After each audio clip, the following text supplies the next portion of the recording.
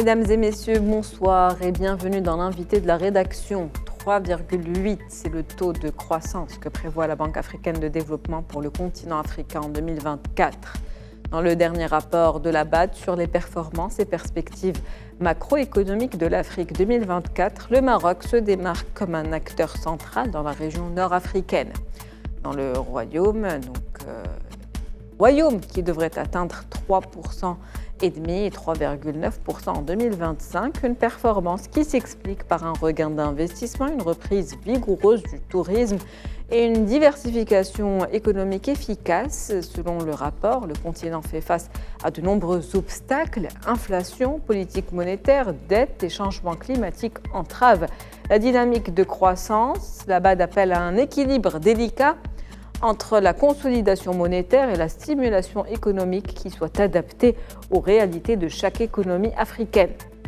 Et c'est le sujet de ce soir. On va donc en discuter avec M. Zakaria Fialano. Vous êtes analyste économique. Bonsoir.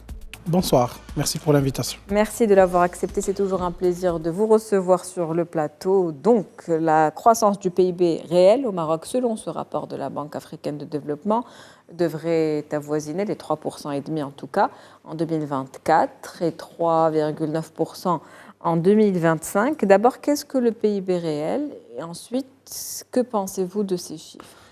Bon, sur le plan pédagogique, je pense que ça c'est un peu le métier des économistes au niveau des universités. Il faut distinguer entre le PIB nominal et le PIB réel. Donc, le PIB nominal, ça veut dire c'est un PIB, c'est la valeur ajoutée qui est calculée au prix courant. Ça veut dire le prix de l'année.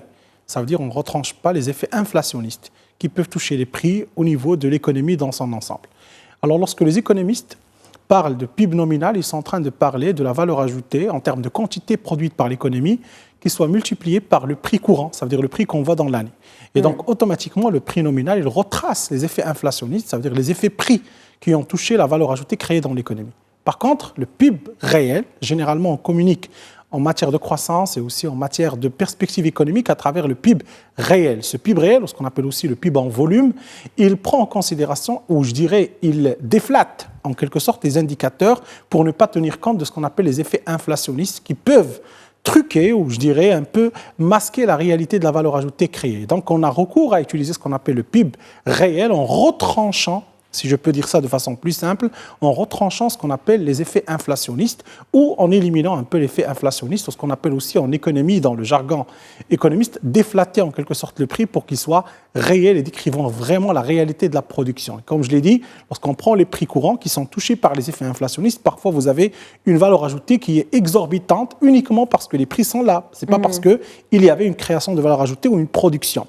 Et donc là, nous, les économistes, nous avons tendance à utiliser la notion de PIB réel. Et c'est dans tous les rapports, je pense, qui sont communiqués, que ce soit au Maroc ou à l'extérieur du Maroc, et on a tendance à utiliser le PIB réel comme étant un indicateur. Et généralement, la croissance économique, elle est calculée à travers le PIB réel et non pas le PIB nominal ou le PIB en valeur. Pour rester le plus proche possible de la réalité. Voilà, pour déflater, j'utilise le terme vraiment concret par rapport à ça, pour déflater la valeur ajoutée des effets inflationnistes et avoir vraiment une mesure plus exacte de la production réelle durant l'année.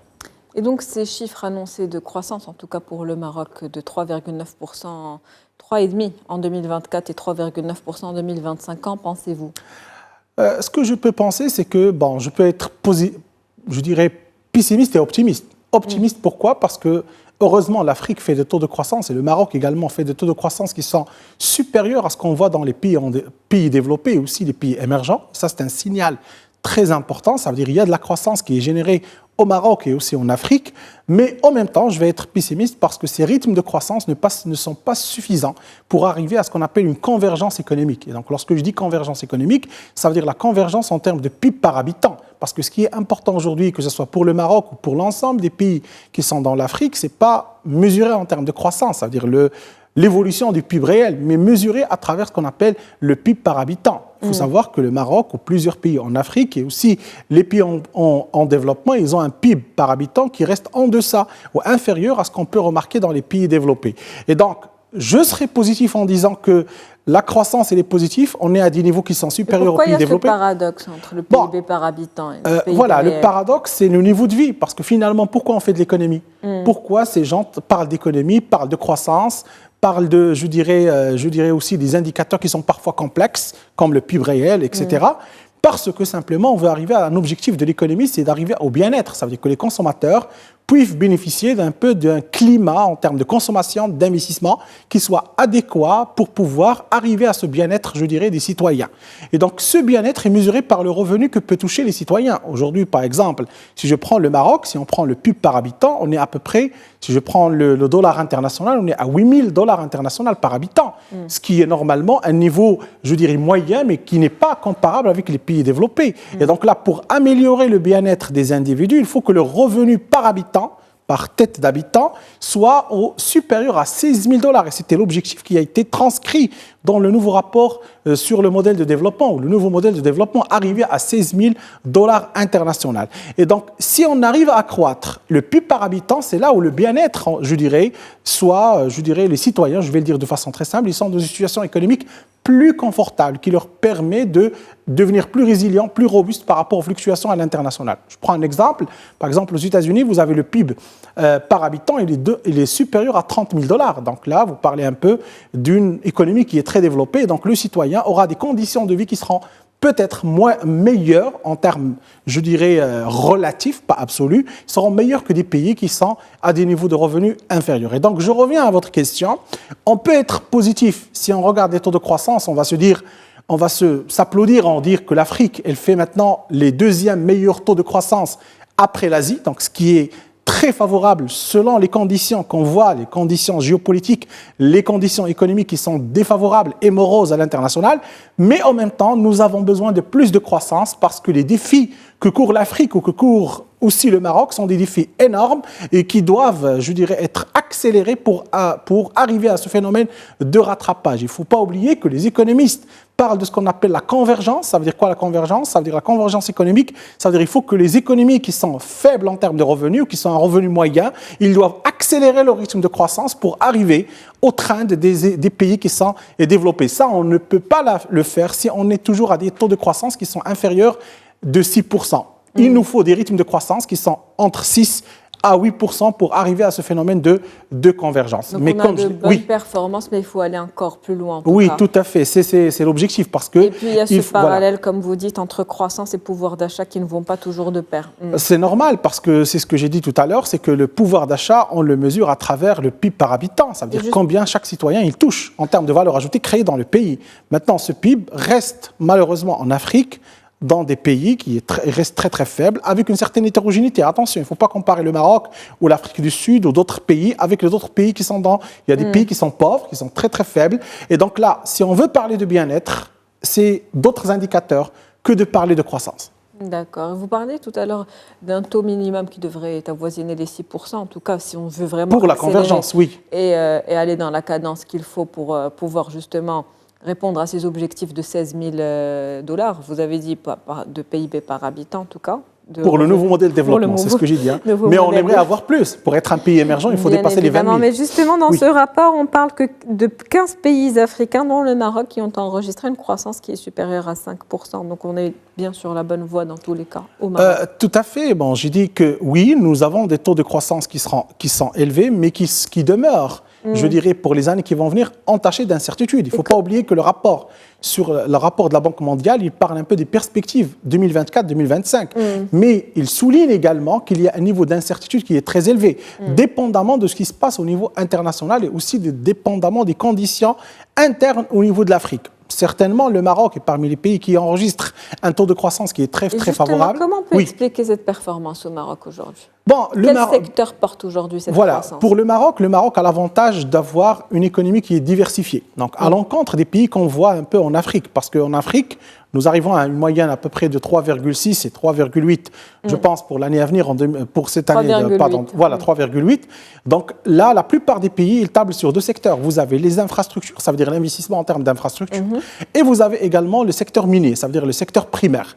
Le Maroc a l'avantage d'avoir les trois secteurs qui sont en activité et qui sont très diversifiés. Et surtout, le secteur tertiaire et le secteur secondaire. Ce sont eux qui émanent ce qu'on appelle la croissance. Si on regarde aujourd'hui la structure du PIB réel du Maroc, on va voir effectivement que nous avons le PIB qui est non agricole, qui est en train de drainer la croissance, ce qui veut dire implicitement que nous avons le secteur industriel, le secteur de la transformation, ce qu'on appelle aussi le secteur secondaire, et le secteur des services qui sont très importants. Notamment. Là où il y a le tourisme, il y a le voyage, etc., et les activités de service et tout ça, ce sont eux qui drainent la croissance et qui permettent au Maroc de regagner en termes de croissance un niveau qui peut atteindre jusqu'à les 5%.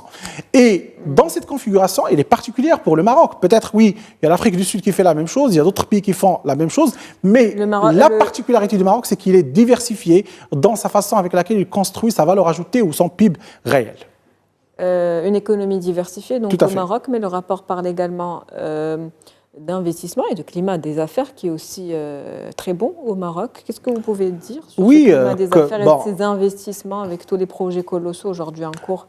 Tout à fait. Donc là, on sait très très bien que le Maroc jouit d'un niveau de climat des affaires qui est très favorable comparativement à l'Afrique. Et ça se voit directement dans sa dette souveraine et aussi dans son spread en matière de crédit qui est très inférieur aux autres pays. Il ne faut pas oublier, vous l'avez signalé de façon indirecte dans l'introduction, c'est parmi les grands défis quand les pays en Afrique, c'est la problématique de la dette. Et la problématique de la dette, ça, c'est en relation avec le climat des affaires, en relation avec le spread de crédit. On va revenir sur ça. Le Maroc, en raison de son climat des affaires et en raison aussi des perspectives d'investissement qu'il est en train de mettre en place, ça conforte l'investissement direct à l'étranger et ça permet aussi de donner une vision plus logique par rapport aux investissements futurs. Et donc, automatiquement, ça permet d'ancrer les anticipations par rapport aux perspectives futures et aussi de consolider un peu la croissance au niveau marocain. Je prends juste, par exemple, un secteur qui a drainé la croissance au Maroc. On parle du secteur automobile. En perspective en 2024, et ça a été signalé aussi dans le rapport, ce secteur va croître de plus de 5,5%, ce qui peut entraîner avec lui que ce soit la croissance non agricole, mais également tout l'écosystème de l'économie. Donc, automatiquement, ce climat des affaires, ces investissements qui sont en train d'être établis dans le cosmos de l'investissement marocain, ça permet un peu de drainer cette croissance et faire bénéficier le Maroc de sa diversification, malgré que nous avons un certain ralentissement dans le secteur agricole suite aux aléas, pluviométriques qui ne dépendent pas de nous. Mais globalement, le secteur non agricole, le PIB non agricole, il compense un peu en quelque sorte cette défaillance du secteur agricole et ça permet un peu de générer cette croissance, ce qui est très positif pour le Maroc parce qu'on n'est plus tributaire de façon, en termes de valeur ajoutée, pas en termes d'emploi, mais en termes de valeur ajoutée, on reste plus tributaire du PIB agricole ou de l'agriculture. Oui, d'où cette diversification justement de l'économie qui est importante et qui est réussie au Maroc. Toujours selon ce rapport, les perspectives de croissance à moyen terme de l'Afrique devraient s'améliorer davantage. Vous l'avez dit également, mais il faut que ce soit à un rythme beaucoup plus accéléré. Ah oui, si on veut converger. Mais il y a ce problème de l'inflation qui pourrait persister avec justement les problèmes géopolitiques dont vous avez parlé tout à l'heure et la conjoncture en tout cas internationale. L'inflation, oui, et tout à fait. Et donc on a les prix, en tout cas, qui ont commencé à baisser, mais qui pourraient également revenir, avec une nouvelle inflation, qu'ils reviennent, en tout cas, ils pourraient revenir à la hausse, voilà. J'ai fini par finir ma phrase. Comment aujourd'hui on peut juguler cette inflation et éviter de revivre ce même scénario qui a déjà été vécu où, rappelons, que les prix de base ont atteint, le taux d'inflation en tout cas a atteint quasiment les 18% dans certains pays d'Afrique. Ah, tout à fait. Bon, la moyenne en 2023, c'est 17%. Donc si on prend tous les pays confondus de l'Afrique, c'est 17%. Au Maroc, on est dans des niveaux qui sont... on a fini l'année 2023, je pense, à 5%. On a baissé, effectivement. On a baissé, mais 5%, c'est beaucoup pour le Maroc. On a vécu pendant plusieurs années avec 2%. Maintenant, l'inflation, elle est là. Lorsque vous avez une inflation qui dépasse, nous, on dit un corridor entre 2 et 4%, c'est qu'il y a des mouvements inflationnistes. Mais ce qui est le plus dangereux, c'est que cette inflation qui est vraiment, elle est hausse, je dois le dire, à 17% pour l'ensemble de l'Afrique en moyenne, c'est un niveau très élevé d'inflation. C'est une inflation à 2 chiffres. Et donc là, le problème par rapport à l'inflation, c'est un problème qu'il faut le prendre avec une certaine complexité. Pourquoi ? Parce que, premièrement, vous avez la politique monétaire qui devient de plus en plus restrictive. Nous avons plusieurs banques centrales qui ont augmenté leur taux directeur. Et c'est ce qu'il faut. C'est ce qu'il faut, oui, mais la Banque centrale fait un arbitrage. Il le faut parce qu'il y a de l'inflation, elle ne peut pas rester sans agir et perdre les ancrages d'anticipation des agents qui doivent être rationalisés par rapport à ça. Et deuxièmement, si vous augmentez les taux directeurs, ça va être à l'inverse un impact négatif pour l'investissement et pour le crédit. Et aussi, ça pourra désactiver les canaux de transmission de la politique monétaire et surtout le canal taux d'intérêt, le canal de crédit. Et justement, donc, ce parole parle d'un équilibre. Comment trouver cet équilibre aujourd'hui, selon vous, en tant qu'analyste ?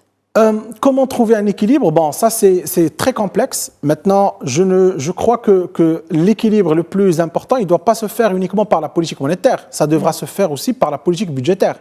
Et je pense que le rapport de la BAD, il a décrit ça de façon un peu implicite.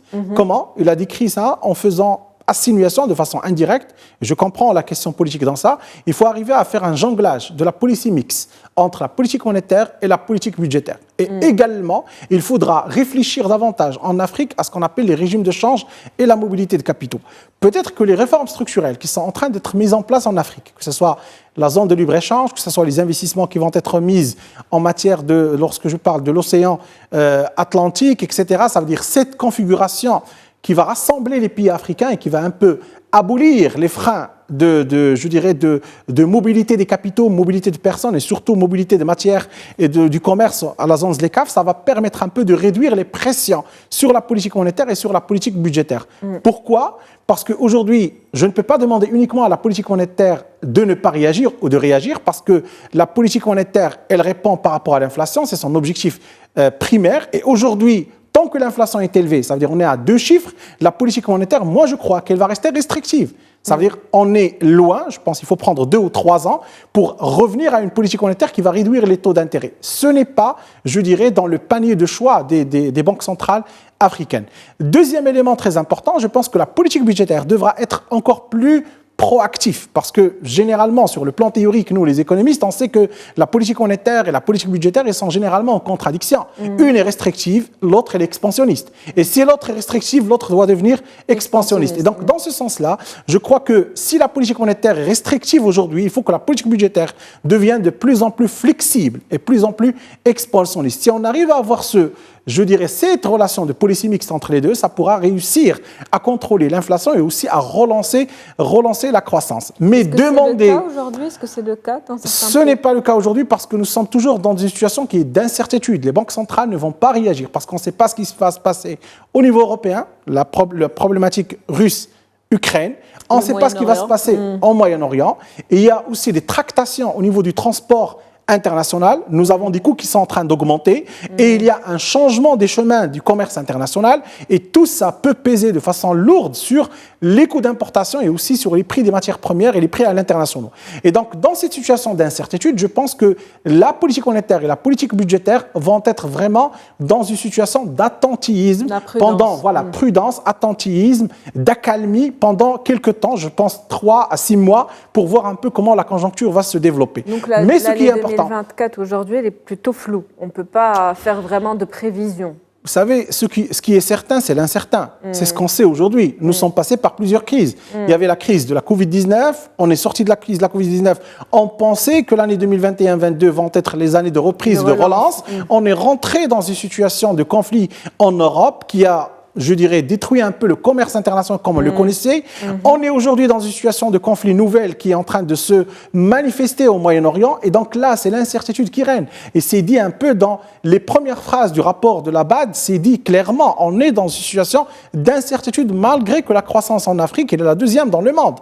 Et donc là, je ne peux pas vous dire exactement comment ça va se passer dans le futur. Mais dont je suis sûr, c'est qu'on a besoin de plus de coordination entre les politiques économiques qui sont mises en place. La Banque centrale, les gouvernements, la politique de change, il faudra y avoir une concertation, une coordination entre les différentes politiques pour résoudre les problématiques de l'Afrique. Maintenant, ce qui est le plus important, c'est que l'Afrique a des problèmes qui sont structurels, qui n'émanent pas uniquement des politiques conjoncturelles. Par exemple, lorsque je parle maintenant des problématiques de la dette au niveau de l'Afrique, c'est un problème structurel. Pourquoi? Parce qu'il y a problème de climat des affaires, il y a problème de sûreté, il y a problème de confiance, il y a problème de souveraineté, de soutenabilité budgétaire.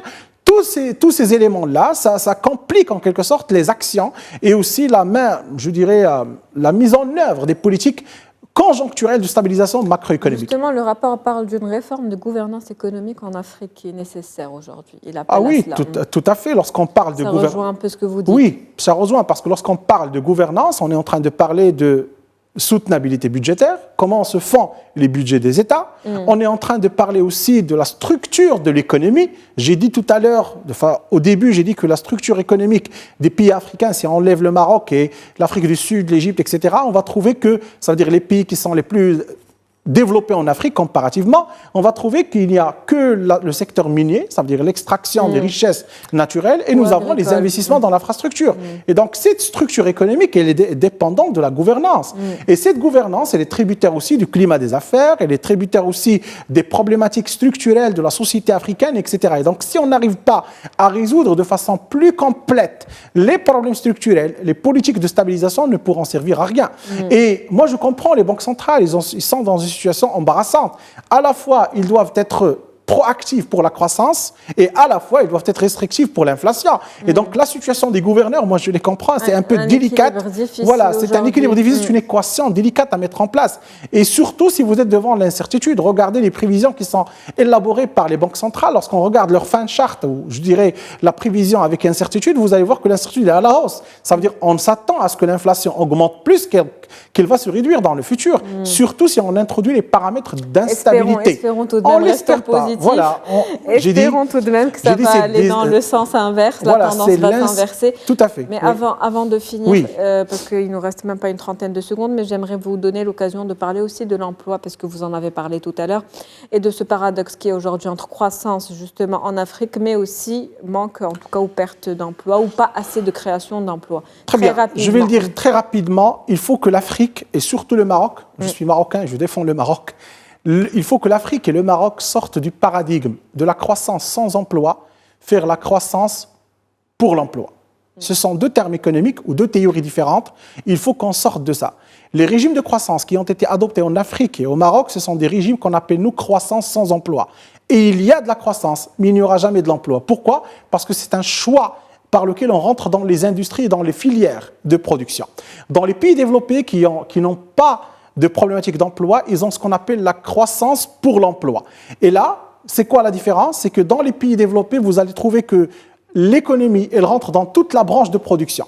Ça veut dire, par exemple, je dis n'importe quoi, par exemple, si vous voulez produire une voiture, dans les pays développés, vous allez produire depuis le caoutchouc jusqu'à la plus grande technologie. Et donc là, vous avez une intégration de toute la chaîne de valeur. On appelle ça la croissance pour l'emploi. Et il y a une autre croissance, c'est la croissance sans emploi. Lorsque vous rentrez uniquement dans une branche de toute la filière, ça veut dire que vous rentrez uniquement dans le rassemblement ou je ne sais pas, etc. Aller dans le macro, donc. Oui, il faut aller dans toute la chaîne de production. C'est ce qui permet de créer de l'emploi. Je pense que le Maroc, il est dans ce chemin, dans le secteur automobile et dans le secteur aussi de l'aéronautique. Et il faut faire ça dans tous les secteurs. Et je pense que l'Afrique doit se drainer toute son intention à cette croissance créatrice d'emplois et oublier un peu le modèle de croissance sans emploi. Très bien, c'est sur ces derniers mots en tout cas. Merci à vous. Merci à vous. Monsieur Zakaria Firano, c'est sur ces derniers mots que se termine cet entretien. Je rappelle que vous êtes analyste économique. C'est la fin de cet entretien et de l'invité de la rédaction pour ce soir. Merci pour votre fidélité. On se retrouve demain avec un nouvel invité.